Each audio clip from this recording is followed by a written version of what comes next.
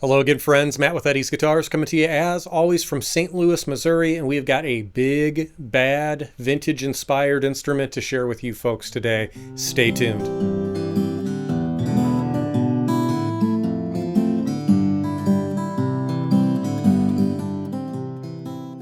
As I said, folks, we've got a ripper today. This comes from our friends at Gibson Guitars all the way up in Montana. This is the Murphy Labs 1942 Banner J-45 with the heavy aged vintage sunburst treatment on this.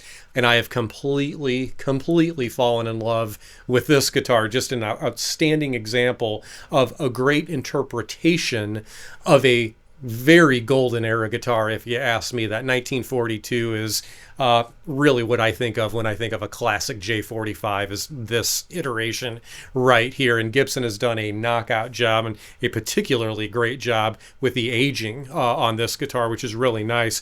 Let's get into the specs of this guitar. The top that they've started with here is a thermally aged Adirondack spruce top, and you can see the beautiful vintage sunburst, of course, that's been applied to that. Absolutely classic J-45 vibes all the way around there. You can also see that heavy aged finish treatment as well. A lot of checking within that finish all the way throughout the top, as well as some downright wear and pick markings and scratches even into the top of that guitar.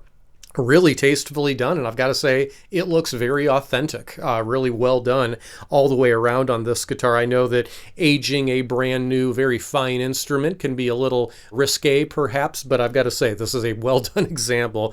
We've got a classic tortoiseshell pick guard there, rosewood bridge, as well as a rosewood fingerboard on this guitar. Back and sides of this guitar are a lovely set of straight grained Honduran mahogany. You can see that walnut stripe going right down the center of the back there, and I've got to say I just love the color that they've stained this. A lot of times on a little bit more modern J-45s you get a really dark stained back and neck. You can really see the beautiful mahogany wood grain in this particular finish treatment here, of course aged all around just like the rest of the guitar as well. Body binding on this guitar is done in a plain Ivoroid binding. No purflings or any extra ornamentation whatsoever. All business with this guitar, to be sure.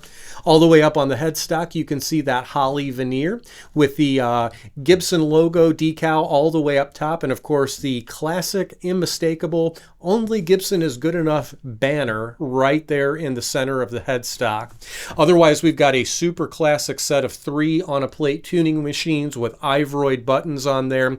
A beautiful neck on this guitar. It's a very soft V profile, just a hint of a V presence there, with a 1.72 inch nut width. Just an awesome feeling neck all the way around. Otherwise a 12 inch fingerboard radius, 24.75 inch scale length. Super classic Gibson all the way throughout. And you can just tell the bracing that's been done, or the voicing to the bracing rather, that's been done under the hood of this guitar is exceptional. The voice of this guitar is instantaneously powerful, very full, and like I said, I think in a mix, so to speak, a band situation kind of thing, I think this guitar would really sit above the mix in a really pleasing way, just with its EQ spectrum and frankly its downright raw volume as well, and power that it's got. As I said, this guitar will do a little bit of everything, from songs with a whole lot of attitude and growl to them perhaps, to backing off and really letting this guitar sort of breathe and sing. It does both beautifully. Can't wait to take a listen to this one.